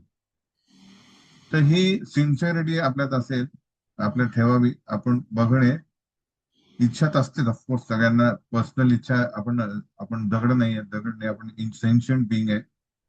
पण ही इच्छा असेल तर कृष्ण अशी ही सिच्युएशन घडून आणतील की कदाचित गुरु डायरेक्ट पण म्हणू शकतील, हा एक काम कर, आता आलाय तू, किंवा कोणीतरी इंट्रोड्यूस करतील की गुरु महाराज हे जे शिष्य आहेत तुमचे हे याच्यात खूप निपुण आहे, तर आपण म्हणजे बस एवढं सांगतो, अरे हो आपल्याला हा प्रोजेक्ट करायचा आहे, तर माझी इच्छा आहे की तू ही सेवा करावी. होऊ शकते, कारण ही तीव्र इच्छा आणि ही भौतिक इच्छा नाही आहे. गुरूंकडनं मला वैयक्तिक इच्छा हवी आहे, ही इच्छा करणे ही भौतिक इच्छा नाही आहे. तीही ठेवणे, आणि झाली तर झाली, नाही झाली तर ते जी सार्वजनिक इच्छा दिलेली आहे त्याच्यातूनच मी काय करतोय, थीम घेऊन मी प्रसन्न, म्हणजे कारण गुरु जे आहे हे नेहमी प्रवचनाद्वारे, टॉकद्वारे तेच सांगतील की माझ्या शिष्यांनी काय करावं. ठीक आहे, तर तो करून तो प्रयत्न करावा अशी माझी इच्छा, असं माझं मत आहे. हरे कृष्ण. म्हणजे तुम्ही यावर जास्त प्रकाश ठेवू शकता, माझ्यापेक्षा जास्त तुम्ही आय मीन वाचन केलेलं आहे, तुम्ही एवढी सेवा केलेली आहे. डायरेक्ट लोकनाथ महाराजांचे कित्येक जे ग्रंथ आहेत तुम्ही मराठीत भाषांतर केलेलं आहे. त्यांचे रोज तुम्ही काय म्हणतो त्याला, त्यांचे आय मीन जे कोर्स आहेत ते मराठीत करता, है की नाही? हरे कृष्ण. हरे कृष्ण. प्रभूजी, हा. हरे कृष्णा. हरे. प्रभूजी, इन जनरली आपण बघतो की गुरूंची वाणी श्रवण करणे हा दीक्षानंतर अतिशय महत्वाचा क्रायटेरिया आहे, की त्या वाणीद्वारेच आपल्याला या ठिकाणी गुरूंच्या आज्ञा, आदेश, उपदेश यांची या ठिकाणी प्राप्ती होत असते. परंतु येस. आपण बघतो की दीक्षा घेतल्यानंतर एक नवीन टेंडन्सी या ठिकाणी आपण बघतोय की गुरूंच्या वाणीचं श्रवण होत नाही. तर याचा जो दुष्परिणाम आहे हा आपल्याला भक्तांच्या कसा लक्षात आणून दिला पाहिजे?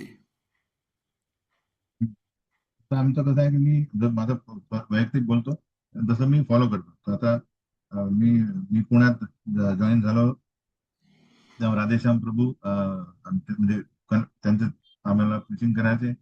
तर त्यांचं लाईफस्टाईल मी बघितलं की ते जसे उठले की फर्स्ट त्यांच्याकडे छोटासा ते हे असतं, टेप टेप रेकॉर्ड. हरे कृष्ण हरे कृष्ण. तर जसे उठले ते की पटकन ते हे चालू करतात, काय करतात म्हणतात, लेक्चर चालू करतात. आणि मग ब्रश करतील, हे करतील, तर त्या अर्ध्या तासात त्यांचं हिअरिंग चालू झालं. तर तो असा तो हे आहे, तो रेकॉर्डर तो लटकवता येतो. म्हणजे तो उठल्यापासून सर्व तिलक बिलक लावेपर्यंत, मंगलारती जायपर्यंत त्यांचा एक लेक्चर सुरू होतो. आलं लक्षात की म्हणजे मग दिवसापर्यंत झालं नाही झालं, पण माझा दिवस सुरू झाला गुरु वाणी ऐकण्याने ऍटलिस्ट. कारण नंतर मग दिवसभरात आपल्याला माहित नाही काय काय प्रोजेक्ट येतात, काय करायचंय है ना, कुठल्या प्रिचिंगला जायचं काय ना. ऍटलिस्ट मी दिवस सुरू करतो कशासाठी. आता मी हे करू शकत नाही, तर म्हणून काय करतो, मी जेव्हा प्रसाद घेतोय तेव्हा मी लेक्चर ऐकतो. जर काय 20-25 मिनिटं ऐकणार होतं, हे की नाही, ते सॉर्ट ऑफ. आणि मग स्पेसिफिकच ऐकायचं, मग आपण ते चूज करून ऐकतो. पण ऍटलिस्ट ते नाही करायचं तर एक असं कार्य घ्यायचं जसं योगा करतोय, हे की नाही, किंवा जेवतोय तेव्हा हिअरिंग आहे. तर हे खूप महत्वाचं आहे, याची सवय लावणे आवश्यक. तर मी बघतो, आपण काय इमिटेशन करू शकत नाही, अनुकरण करू शकत नाही, अनुसरण करू शकतो. तर सकाळ सकाळी मग आमची काही म्हणजे अशा कार्यामध्ये मला काही ऐकू येणार नाही, म्हणजे मला काही लिंक लागत नाही, म्हणून मी जेवताना व्यवस्थित ऐकतो, किंवा योगा करताना. आता योगा तुम्ही एवढं करत नाही, जेव्हा वॉकिंग योगा करेल तेव्हा मी ऐकतो. तर तसं हे खूप आवश्यक आहे, नाही तर डिस्कनेक्टेड होऊ आपण. एक्सपेक्टेशन काय आहे. गुरु म्हणजे असं आहे की ते हृदय आपलं, in the sense life and soul. म्हणून ऍक्च्युली यशस्त्री संध्या काय म्हणतो आपण, ध्यायन स्तुवंस्तस्य यशस्त्री संध्या. सकाळ दुपार संध्याकाळ गायत्री करणे, किंवा भगवंत गुरूंना नमन करणे, हे खूप आवश्यक आहे. ज्याने आपण म्हणू शकतो की ऍक्च्युअली मी आपण आध्यात्मिक मार्गावर आहे. नाही तर मग रविवार टू रविवार भक्त नाही बनायचा, संडे टू संडे भक्त झालाय, नंतर मग माहित नाही बाबा. तर हे खूप महत्वाचं आहे. तर त्यासाठी एक पूर्वी आमच्या मुंबई पुण्यामध्ये हे असायचं, चार्ट असत, एका आठवड्यात किती श्रवण झालं, किती माळा झाल्या, किती बुक्स रिडिंग झालाय, किती बुक्स डिस्ट्रीब्युट केले. हा, म्हणजे रोज रोज असं करायचं. नंतर एक आठवड्यात ते कॅल्क्युलेट करून मग मंदिरात जाऊन तुम्ही सबमिट करायचं की आता हे झालं, अच्छा. तर ते प्रोग्रेस बघायचं, ते प्रामाणिकपणे लिहायचं ते. तर त्यात काय होतं, ते एक रिस्पॉन्सिबिलिटी येते, म्हणजे काहीतरी जेन्युननेस येते. तेव्हा मी केलं. मग ते लक्षात आलं, अरे मी आज नाही केलं. झोपताना हरे कृष्णा. झोपताना 20 मिनिटं तरी मी मग ऐकेल बाबा. म्हणजे एक थोडं त्याला सिरियसली असं माझं.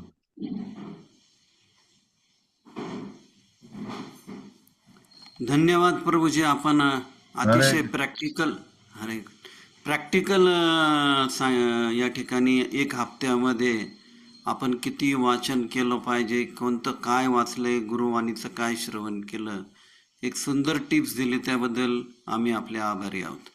धन्यवाद. मी आभारी आहे. चालेल. हरे कृष्णा. तर बाकीचे भक्त काही सांगू शकतात की काय तुम्ही शिकलात आहे या? श्री श्री श्री श्री पूजा देवी दासी एक मिनिट. हा, यांचं ओके. हा केलं. हा माताजी, एक मिनिट अनम्यूट करा. बोला. हरे कृष्ण. दंडवत प्रणाम प्रभूजी. धन्यवाद. खूप छान लेक्चर होत आहेत आणि गुरूंविषयी तुम्ही खूप छान पद्धतीने समजावून सांगत आहेत की आपलं गुरूंशी कशा पद्धतीने नातं असलं पाहिजे आणि आपण प्रत्येक क्षण कसा महत्वाचा आहे आणि तो आपण अगदी जे राधानाथ महाराजांविषयी पण तुम्ही जसं सांगितलं, राधेश्याम प्रभूजी सुद्धा महाराजांचं लेक्चर अगदी सुरुवातीपासून म्हणजे अगदी एक क्षण न वाया घालवता अगदी लगेचच उठून ते कशा लावतायत हे सुद्धा खूप इन्स्पायरिंग वाटलं मला. आणि मला प्रश्न असा होता की आम्ही गुरु महाराजांना जास्त आम्ही त्यांना एक वर्षातून एकदाच पाहतो किंवा जास्त त्यांच्याशी संपर्क होत नाही. तर मग त्यांची आम्ही इथे राहून कशा पद्धतीने सेवा करू शकतो आणि त्यांना हम्म. आम्ही कशा पद्धतीने म्हणजे त्यांना आम्ही आनंद दिलाय किंवा त्यांना त्यांची सेवेने आम्ही आनंद दिलाय, ह्या पद्धतीने कशा पद्धतीने वागू शकतो आम्ही की त्यांना आनंद होईल असं. कुठे कुठे राहता तुम्ही? तुम्ही कुठल्या ह्याच्यात राहतात? शहरात राहता माताजी? माताजी बारामतीच्या आहेत त्या. बारामती. लेखिका आहेत. काटेवाडी आहे ना, आपल्या काटेत आहे. अच्छा. गुरुजी, त्यालाच एक अजून माझा प्रश्न आहे. समजा गुरु हा प्रसन्न हा. झालेत, कसं ओळखायचं आपण? गुरु प्रसन्न काय झाले कसे होत? हो. दोन्ही प्रश्न जोडलेले आहेत. एक एक सांगतो की जसं मी पहिलेच म्हटलं की इस्कॉन हा जो अशी ऑर्गनायझेशन आहे की यात एक गुरु यांचे हजारो शिष्य आहेत आणि ते स्कॅटर्ड आहे. म्हणजे असं नाही की एकाच ठिकाणी आहे. जसं आता बारामती आहेत, महाराज पंढरपूरमध्ये, हे की नाही नाशिकमध्ये, असं तर ते शक्य नाही की अं, अं, रोज किंवा महिना किंवा जसं आता म्हटलं वार्षिक एखादं हे होत आहे की बा मी गुरूंची सामोरं जातो आणि ऍक्च्युअली बोलू शकतो वगैरे. तर असं पण यात जशी भक्ती ही जी आहे सीमित नाही. म्हणजे भक्तीला काय, भक्ती कशावर पण डिपेंडंट नाही. काय म्हणतात त्याला, अं, ती डिपेंडंट नाही. म्हणजे काय म्हणतात त्याला त्याला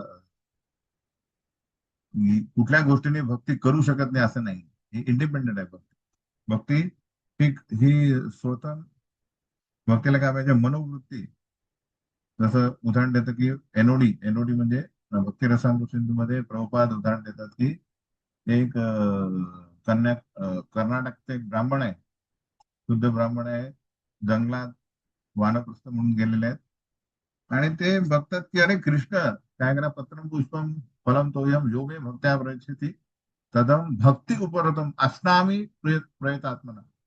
तर अष्टामी बरे भगवंत खातात काय, त्याला पत्रम पुष्पम फलम तोय. आणि भगवंत काय करतात आहे की तो भाव घेतात. ते म्हणतात अरे भगवंत घेतात आहे, तुम्ही काय करेल, मी मानसिकरित्या पण आपण भगवंताची खीर करूया. तर ते मेडिटेशन मध्ये काय करतात, जंगलात बसले आणि काय खीर बनवायला सुरुवात करतात की तांदूळ, दूध, साखर, घी जे काय असेल ड्रायफ्रूट वगैरे घेऊन अग्नी जे करतात ते बनवतात आहे. बनवली काहीच नाही आहे समोर आणि ते ऑफरिंग करताना देतात असे आणि म्हणतात अरे खूप थंड आहे, खूप गरम आहे का रे बाबा, बघू आपण. तर त्यात गोड घालतात तर ते गोड भाजतं आणि ते गोड भाजतं. त्यांचं मेडिटेशन म्हणजे समाधी ब्रेक होते आणि ते हसून विष्णू जे आहेत ते हसतात, प्रसन्न होतात. तेव्हा लक्ष्मी ते म्हणणारे का का हसते, ते म्हणणार नाही नाही नाही काही असंच नाही, तेवढं नाही नाही ते माझ्यावर हसले, तेवढं अरे नाही बाबा तुमच्यावर नाही हसलं. तो म्हणते काय झालं सांगा. तो म्हणजे ठीक आहे काम करतो. तर त्या भक्ताला तुम्ही काय घेतात, वैकुंठात घेऊन येतात की हे बा हे असं झालं. सांगण्याचा उद्देश भक्ती मार्ग म्हणजे कृष्णाला प्रसन्न करणे म्हणजे गुरूंना प्रसन्न करणे आहे. डायरेक्ट आपण कृष्णाला प्रसन्न करू शकत नाही, त्यांना कृष्णाला हवंही नाही. आता या परिस्थितीमध्ये डायरेक्ट गुरु अवेलेबल नाही, तरी भक्ताची इच्छा, तर गुरु प्रेझेंट कधी आहे? गुरु वाणीने आहे, गुरु आदेशाने आहे, गुरूंच्या लेक्चरने आहे, त्यांच्या काय म्हणतात त्याला लिखित आदेश आणि वचनांनी आहे. आणि दुसरी गोष्ट खूप महत्वाची की त्यांच्या वरिष्ठ शिष्यांद्वारे पण आहे. म्हणजे जे आपल्या दैनंदिन जीवनामध्ये अप्रोचेबल आहे, त्यांच्या थ्रू ही ते अवेलेबल आहे. हे त्यांचे विविध काय ऍक्सेस पोर्ट्स, जिथे आपण चार्ज होऊ शकतो, त्यांना अप्रोच होऊ शकतो. हेही जमत नसेल तर मी सांगितलं तसं निरंजन स्वामी महाराज हे कधी प्रभुपादांना भेटलेच नाही. इन द सेन्स पहिले दीक्षा ऍक्च्युली अशी सिच्युएशन आहे की बरेचसे असे, म्हणजे आता मी निरंजन महाराज भेटले की नाही ते मला सांगत नाही, पण त्यांची जी दीक्षा ही लेटरने झालेली आहे, त्यानंतर नाही झालेली. असे बरेचसे भक्त आता पण संन्यासी आहेत ज्यांचा प्रभुपादांनी यांनी बघितलंही नाही, पण एकनिष्ठ होऊन ते प्रचार करतात आहे. आलं लक्षात? तर ही झाली वैयक्तिक, हे झालं थर्ड. अजून एक, श्रील प्रभुपाद वय वर्ष 26 ते 81 या संपूर्ण कालखंडामध्ये प्रभुपादांची, श्रील प्रभुपादांची कितीदा भेटलं असेल भक्ती सिद्धांत सरस्वती ठाकूरशी? Hardly 4-5 times.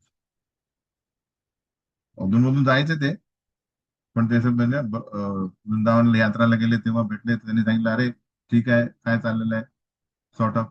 तर हा जो डायरेक्ट संपर्क आपलाही नाही आणि प्रभुपादांचा पण नव्हतं, पण त्यांची एकनिष्ठता बघा काय, की मी एकही मिनिट असा नाही झाला की मी गुरूंशिवाय नाहीये. प्रभुपाद काय लिहितात, असा एकही क्षण गेला नाही की मला माझ्या गुरूंचा सहवास भासत नाही, असं नाही.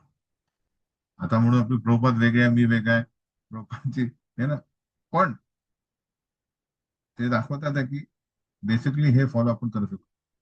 म्हणून काय करायचंय, अशा बऱ्याच गोष्टी, आता उदाहरण देतोय जस्ट, याने तुम्हाला समजेल. आता मुलं म्हणतात अरे, आपले आई वडील म्हणतात अरे मुलगा आपला मोठा झाला तर आम्हाला सेवा करायला पाहिजे, आमच्यासोबत राहायला पाहिजे, हे की नाही, असं त्यांची इच्छा असते, हे की नाही.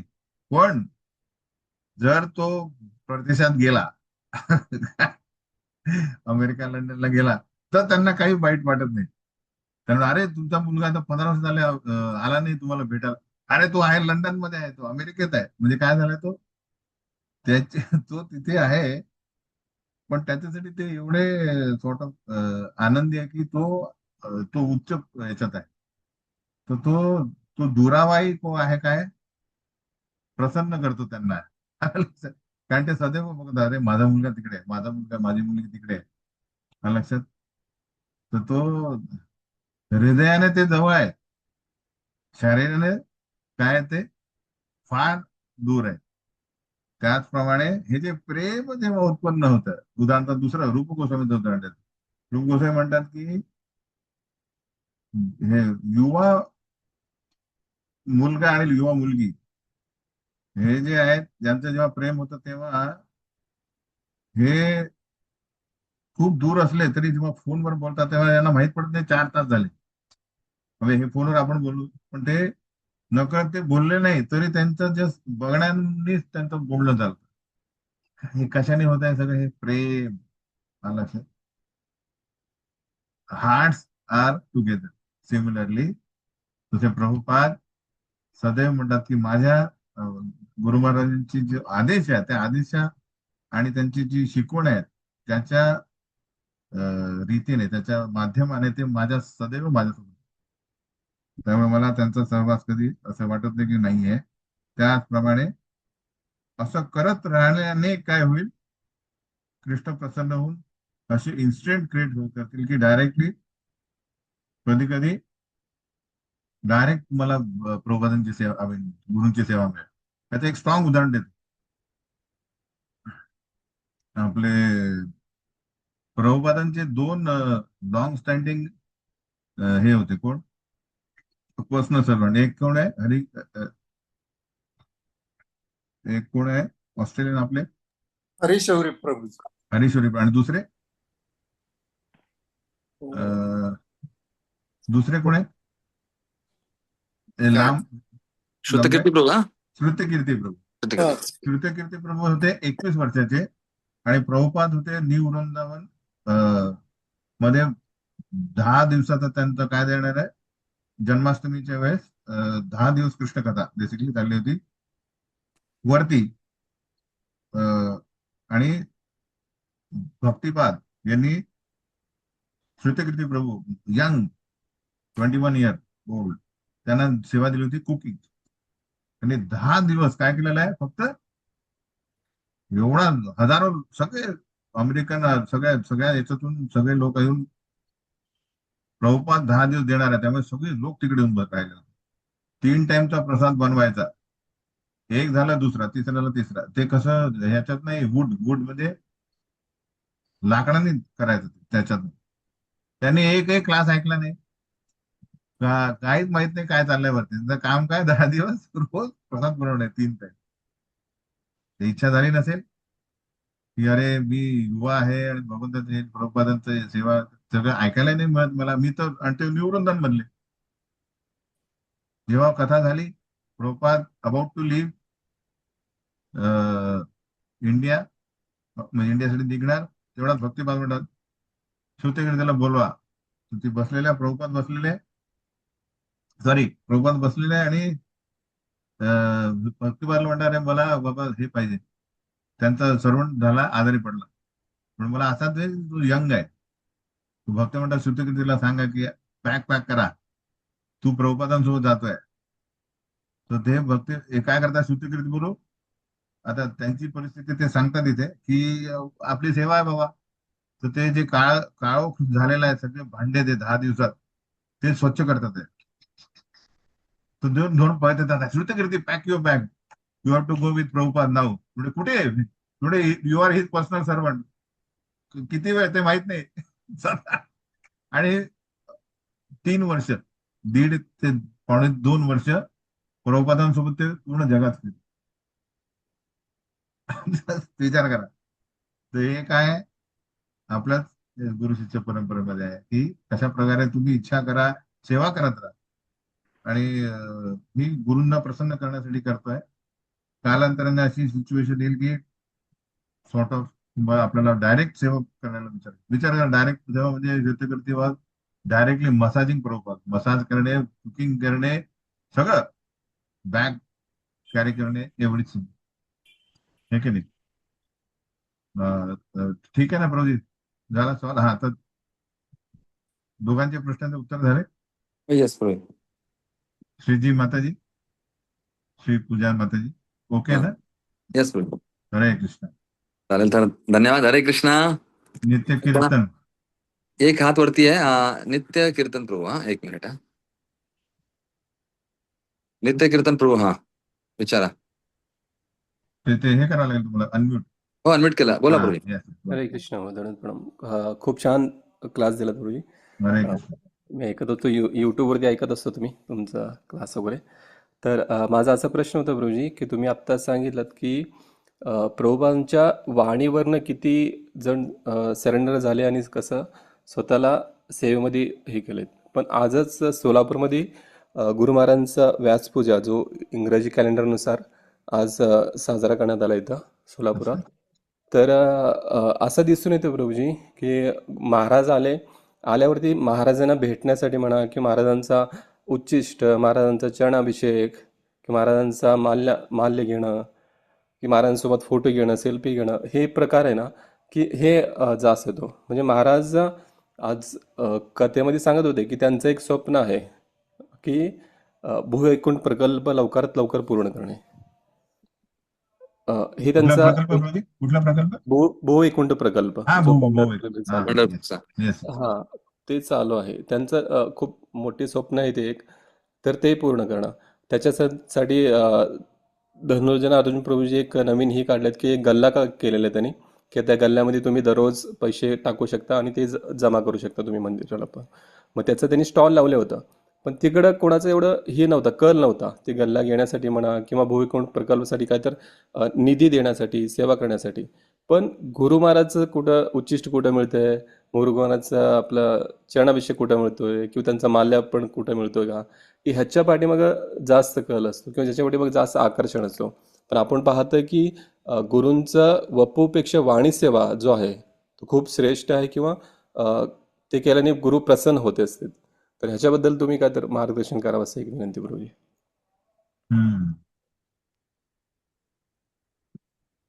ऍक्च्युली कसं आहे की टू बी व्हेरी फ्रँक, आपला म्हणजे जसा एक शिशु असतो ना, शिशु, तसं आपण सगळे शिष्य आहेत. आणि शिशूला जसे पप्पा कसे म्हणजे पिताश्री कसे स्टार वाटतोय की नाही, तर तो वडिलांसारखं गाडीचं म्हणजे एक त्याला जग माहित नाही, त्याला म्हणतो आपले पिताच आपले स्टार आहेत है की नाही. तर तो दाढी करते तर ते दाढी करते असं. तर आपण पण बऱ्याप्रमाणे असायलाच हवे. आपले आयडियल्स जे आहेत ते आपले गुरु आहेत. तर साहजिकच आहे की गुरु आले तर त्यांच्यासोबत फोटो काढणे सगळ्यांची एक स्वाभाविक, कारण एक वाटतं अरे गुरुंसोबत माझा फोटो पाहिजे है की नाही. आणि त्यांचं उच्चिष्ट मिळणे आणि हे ना त्यांचं चरणामत मिळणे हे म्हणजे एक जीवनातला सौभाग्य आहे की नाही. आणि जसं म्हणतात की अरे, उदाहरणार्थ अरे जसं म्हणतात की लक्ष्मी लक्ष्मी तिलक लगाने आ रही है और तुम मुंह धोने गए, तसं नाही व्हायला म्हणजे कारण लक्ष्मी काय असते, चंचल असते की ना, ती म्हणजे तू मूल आहे तेपर्यंत चालले जाईल, म्हणजे जसे समोर चालले जाईल. त्याच प्रकारे हे जे शिष्य आहेत सॉर्ट ऑफ, आता सोलापूरमध्ये आले, कुठे सोलापूरमध्ये आले, सोलापूरचे आहे ना ही कथा. तर सोलापूरमध्ये महाराज कधी आले माहित नाही, तर आता आलेले आहेत, तर आता काय अभी सब कुछ उनके साथ में कर लो बाद में है ना. ते साहजिक आहे. आता समजा विचार करा, स्टार आला कोणी, तर तो सगळ्या म्हणतील का अरे पहिला मेरे को पहिला फोटो निकलना चाहिए, हे साधे आहे, किंवा ऑटोग्राफ द्या. ते एक एक स्वाभाविक.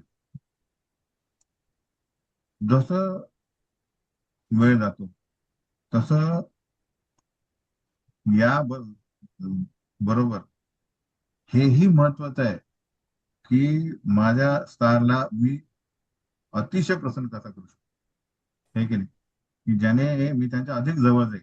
की आता त्यांचे जसं वंचित प्रभू म्हटलं किंवा वर्षीवर्धन प्रभू म्हटलं की त्यांची इच्छा जाण, हे की नाही.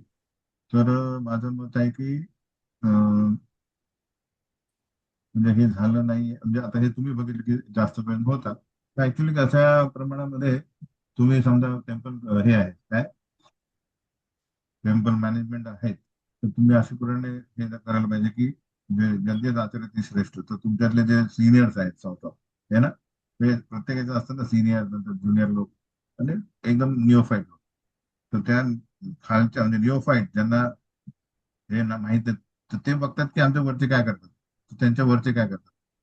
तुम्ही अशी सायकोलॉजिकल अरेंजमेंट करायला पाहिजे की फर्स्ट ऑफ ऑल जसं उदाहरण देतो की सगळ्या ह्याच्यामध्ये एक असतात की अरे हे जे आपल्या म्हणजे कॉंग्रिगेशन मध्ये हे आले की अरे हो हे सगळ्यात महान आहे, म्हणजे सगळ्यात जास्त जप करतात किंवा सगळ्यात जे काय असेल श्रेष्ठ, त्यांच्या थ्रू असं कार्य करून द्यायला पाहिजे. काय फर्स्ट थिंग की अरे हे आल्यावर काय करतात, पहिले समजा गल्ल्यामध्ये टाकतात, हे जप जास्त करतात, हे करतात. तर अशा थ्रू काय करा, हे माझं एक मत आहे, तुम्ही ट्राय करू शकता. असं असं केल्याने काय होईल की जी जी महाराजांची इच्छा आहे ती महान आहे.